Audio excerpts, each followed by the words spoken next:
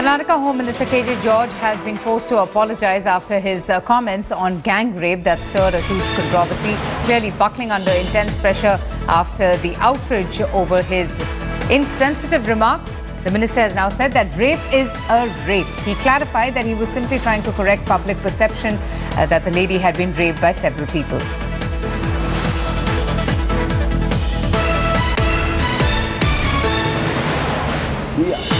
Approach the police office or request help.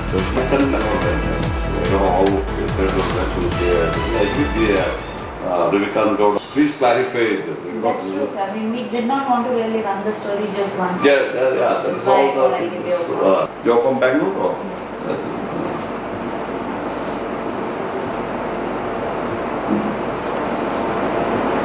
Exactly. I hope the media friends also will appreciate that police has arrested these people. In the arrest ಆಗೋದು ಮೊದಲೇನಾದ್ರು ನೀವು ಹೇಳಿದ್ರೆ okay that should be arrest ಆದಮೇಲೆ question ನನಗೆ ಕೇಳಿದ್ದಾರೆ ನಮ್ಮ image ಏನಾಗ್ತದೆ ಅಂತ. I will assure you will try to prevent all the crimes to happen. ಅದನ್ನು ಟ್ರೈ ಮಾಡ್ತೀವಿ. But once any crime happen our police are very seriously investigating on this thing. For example within 4 hours ನಾವು ಆ dacoity ಮಲ್ಲೇಶ್ವರಮಲ್ಲಿ ಹಿಡಿದಿದ್ದಲ್ಲ 4 hours ಹಿಡಿದಿದ್ವಿ. ಇವತ್ತು ಆ murder case dacoity ಮಾಡೋದ್ರಲ್ಲಿ ಇವತ್ತು ನಮ್ಮ ಪೊಲೀಸರು ಆ ಧವನಂ ಇದರಲ್ಲಿ ಏನು ಜ್ಯುವೆಲ್ರಿ ಕದ್ದಿದ್ದಾರೆ ಇವತ್ತು ಅದನ್ನು ಹಿಡಿದಿದ್ದಾರೆ. ಪ್ರತಿಯೊಂದು ರೇಪ್ ಕೇಸುಗಳಲ್ಲಿ ಸಮೇತ ಹಿಡಿದಿದ್ದಾರೆ. ಬಹುಶಃ ನನಗಿಂತ ಚೆನ್ನಾಗಿ ನಿಮ್ಗೆ ಗೊತ್ತಿದೆ ನಿಮ್ಮ ಕ್ರೈಮ್ ರಿಪೋರ್ಟ್ಸ್ ನೀವು ಪ್ರತಿ ಇದರಲ್ಲಿ ಹಾಕ್ತೀರ ಕ್ರೈಮ್ ರಿಪೋರ್ಟಲ್ಲಿ ಯಾವ ರೀತಿಯಲ್ಲಿ ಪೊಲೀಸರು ಕೆಲಸ ಮಾಡ್ತಾರೆ ನಿಮಗೆ ಗೊತ್ತಿದೆ. ನಂದು ಒಳ್ಳೆ ರಿಕ್ವೆಸ್ಟ್ ಅಂತ ಹೇಳ್ಬಿಟ್ರೆ we are condemnable of this type of action. We are taking this a heinous crime and we are taking firm action against these people. But media and the public and all, we have to isolate these people who has committed crime. We have to blame the persons. We have to isolate. We have to condemn the person who has committed this type of crimes. ಅದನ್ನು ಯಾರು ಮಾತಾಡ್ತಾ ಇಲ್ಲ. ಬರೀ ನಮ್ಮ ಮೇಲೇ ಈ ಥರ ಯಾವುದೋ ಒಂದು ವರ್ಡ್ ಒಂದು ಇದನ್ನು ಹಿಡಿದ್ಬಿಟ್ಟು ನಾವು ಅರೆಸ್ಟ್ ಮಾಡಿದ್ರು ಸಮೇತ ಹೇಳ್ತಾ ಇದ್ದಾರೆ ಅಂತ ಹೇಳ್ಬಿಟ್ಟು ಆ ವಿಚಾರ ಮಾತ್ರ ನಾನು ಹೇಳ್ತಾ ಇದ್ದೀನಿ ಹೊರತು ನೀವು ದಯವಿಟ್ಟು ನೀವೆಲ್ಲ ಸೇರಿಬಿಟ್ಟು ಇಂಥ ಕ್ರೈಮ್ ಆಗದೇ ಇರಲಿಕ್ಕೆ ಟ್ರೈ ಮಾಡೋಣ. ಆದಮೇಲೆ ಸಮೇತ ಅವರಿಗೆ ಪನಿಷ್ಮೆಂಟ್ ಕೊಡುವಂಥ ವಿಚಾರ ಅದರಲ್ಲೂ ಸಮೇತ ನಮ್ಮ ಸರ್ಕಾರ 12 ಫಾಸ್ಟ್ ಟ್ರ್ಯಾಕ್ ಕೋರ್ಟ್ ಮಾಡಿದ್ದೀವಿ. ಈಗಾಗಲೇ ಅದಕ್ಕೆಲ್ಲ ಪ್ರಾಸಿಕ್ಯೂಟರ್ಸ್ನ ನೇಮಕ ಮಾಡಿದ್ದೀವಿ. ಇಂಥ ಕ್ರೈಮ್ ನಿಲ್ಲಬೇಕಾದ್ರೆ ಆದಷ್ಟು ಬೇಗನೆ ಇದು ನ್ಯಾಯಾಲಯದ ಮುಂದುಗಡೆ ಬರಬೇಕು, ವಿಚಾರಣೆ ನಡೀಬೇಕು. ಇವರಿಗೆ ಶಿಕ್ಷೆ ಕೊಟ್ಟರೆ ಮಾತ್ರ ಇನ್ನು ಮುಂದೆ ಬರುವವರಿಗೆ ಸಮೇತ ಈ ಕ್ರೈಮ್ ಮಾಡಲಿಕ್ಕೆ ಅವರಿಗೆ ಒಂದು ಹೆದರಿಕೆ ಇರ್ತದೆ, ಒಂದು ಭಾವನೆ ನನಗಿದೆ. ಆ ವಿಚಾರದಲ್ಲಿ ನಮ್ಮ ಸರ್ಕಾರ ಕೆಲಸ ಮಾಡ್ತೀವಿ.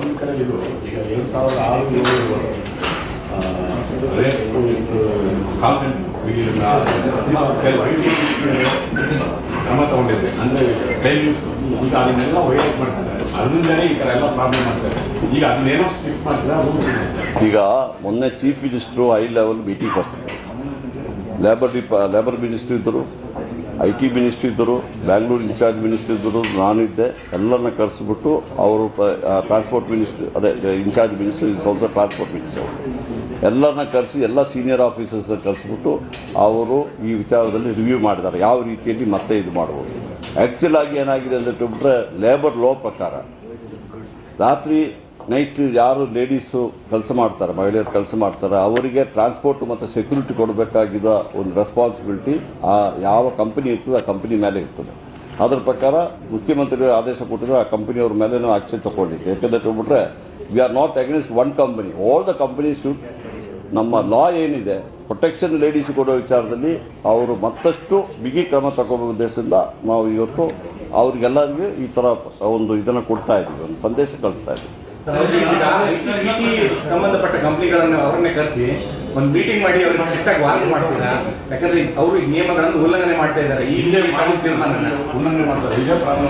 ಈಗಾಗಲೇ 12 ಜನ ಇದ್ದಾರೆ, 15 ಜನ ಎಂಪ್ಲಾಯಿ ಇದ್ದಾರೆ, ಕೊಡಕ್ಕಾಗಲ್ಲ ಈ ತರದ ಕಾರಣಗಳನ್ನ ಕೊಟ್ಕೊಂಡು ಇದು ಮಾಡ್ತಾ ಇದ್ದಾರೆ. ಕೆಲವು ಕಂಪನಿಗಳ ಮೇಲೆ ಆಕ್ಷನ್ ತಗೊಳ್ಳೋದ್ರ ಮೂಲಕ ಒಂದು ಮೆಸೇಜ್ ಕೊಡ್ತೀರಾ ಅಂತ.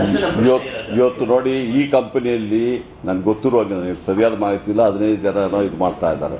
ಬಟ್ ಅವತ್ತು ಲೇಬರ್ ಲಾ ಪ್ರಕಾರ Okay, so KJ George there issuing a clarification and saying a rape is a rape. Remember, his comments on gang rape did stir quite a controversy, but the NCW has already sent a suo motu cognizance to the Karnataka Home Minister for his insensitive comments on gang rape. He made those comments related to the gang rape that was reported in Bengaluru city a few days back when a BPO employee was abducted and raped by two men who are now behind bars. We'll continue to get you more news and updates right here on India Today. Stay tuned for more.